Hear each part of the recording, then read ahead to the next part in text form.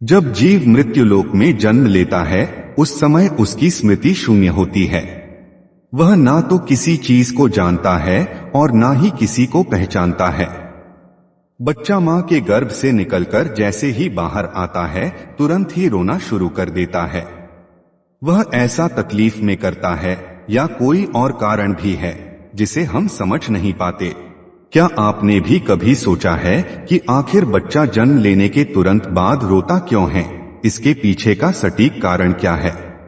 हिंदू धर्मशास्त्रों के अनुसार वैसे तो इसके पीछे एक पौराणिक कथा की मान्यता है जिसका विवरण विष्णु पुराण में मिलता है। इस्लाम में भी बच्चे रोने के अपने अलग कारण बताए गए हैं, लेकिन सच्चाई क्या है, यह एक ऐसा सवाल है जिसका सही उत्तर हम सब जानना चाहते हैं। शिशु के जन्म लेते ही रोने के कारण को विज्ञान एक सहज और आवश्यक प्रक्रिया मानता है। तो दोस्तों आइए इस वीडियो में सबसे पहले हम बच्चे के रोने को लेकर वैज्ञानिक दृष्टिकोण समझते हैं, फिर हिंदू धर्मशास्त्रों में वर्णित उस पौराणिक कथा को जानेंगे जिसका उल्लेख विष्णु पुराण में मिलता है। दोस्तों, नए जीवन की प्रक्रिया पुरुष और स्त्री के समागम के साथ शुरू होती है, जिसके फलस्वरूप जीव को एक नए शरीर के रूप में स्त्री के गर्भ में स्थान मिलता है। जब तक बच्चा माता के गर्भ में रहता है तब तक वह सांसारिक दुनिया से अनजान होता है। माता के गर्भ में वह जीवित तो होता है परंतु वह सांस नहीं लेता। उसके शरीर को खाना पीना इत्यादि मां से जुड़ी गर्भनाल से प्राप्त होता रहता है। बच्चे के फेफड़े तो बन जाते हैं लेकिन वह प्रयोग में नहीं रहते। बच्चा मां के गर्भ में एक पतली झिल्ली के अंदर बंद होता है जिसमें तरल पदार्थ भरा होता है। इस तरल पदार्थ को वैज्ञानिक भाषा में एमनियोटिक फ्लूइड बोलते हैं। यही तरल पदार्थ बच्चे के मुंह, श्वास नली और फेफड़ों तक में पहुंच जाता है।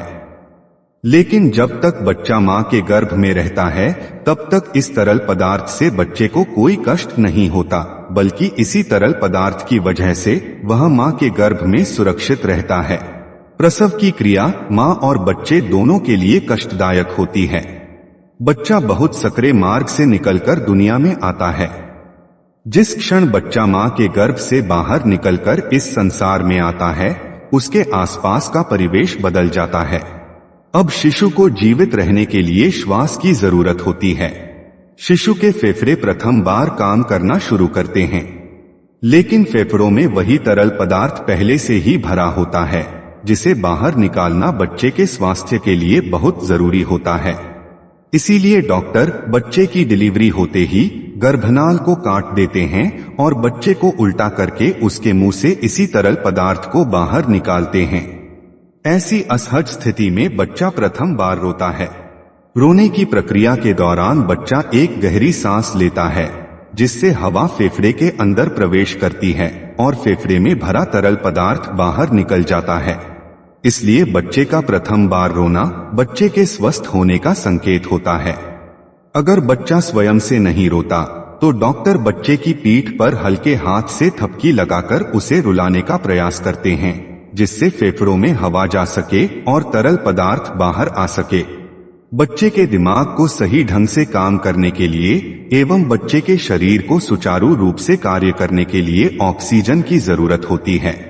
जिन बच्चों के फेफड़े से तरल पदार्थ नहीं निकल पाता उनके फेफड़े में पर्याप्त हवा नहीं पहुंच पाती। ऐसा होना बच्चे के जीवन के लिए खतरा होता है और दिमाग को पर्याप्त ऑक्सीजन न मिल पाने के कारण उन्हें किसी प्रकार की मानसिक बीमारी भी हो सकती है। तो दोस्तों, यह बातें थी विज्ञान की। आइए अब जानते हैं पैदा होते ही बच्चे के रोने को लेकर धर्म ग्रंथों में क्या लिखा है। शिशु जब प्रथम बार रोता है तो उसके रोने का स्वर कुछ इस प्रकार सुनाई देता है जैसे वह पूछ रहा हो, कहाँ हूँ मैं, कहाँ हूँ। विष्णु पुराण के मुताबिक जब ब्रह्मा जी सृष्टि की रचना कर रहे थे उन्होंने स्वयं जैसा पुत्र पैदा करने का विचार किया तो उनकी माया से गोद में एक मायावी बालक प्रकट हुआ। ये बालक रोते हुए ब्रह्मा जी की गोद में उथल पुथल करने लगा। जब ब्रह्मा जी ने उस बालक से इसकी वजह पूछी तो उस बालक ने प्रश्न किया, मैं कौन हूँ, मैं कहाँ हूँ, मेरा क्या नाम है। इस पर ब्रह्मा जी कहते हैं कि पैदा होते ही तुमने रोना शुरू कर दिया, इसलिए मैं आज से तुम्हारा नाम रुद्र रखता हूँ। ऐसी मान्यता है कि इस बच्चे के जन्म से पहले किसी बच्चे ने रोना शुरू नहीं किया था।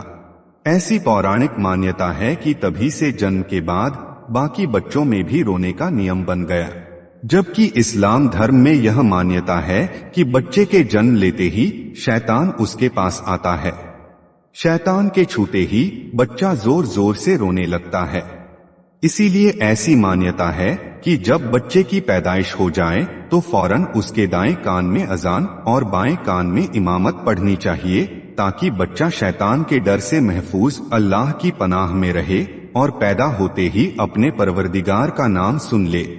क्या आपको बच्चे के रोने का कारण पहले से ही पता था? कमेंट बॉक्स में जरूर बताइए। दोस्तों, अगर आपको इस विषय से जुड़ी कोई अन्य जानकारी चाहिए तो आप डिस्क्रिप्शन में दिए गए हमारे और वीडियोस को देख सकते हैं। दोस्तों, आशा करते हैं कि आपको हमारी यह कोशिश पसंद आई होगी।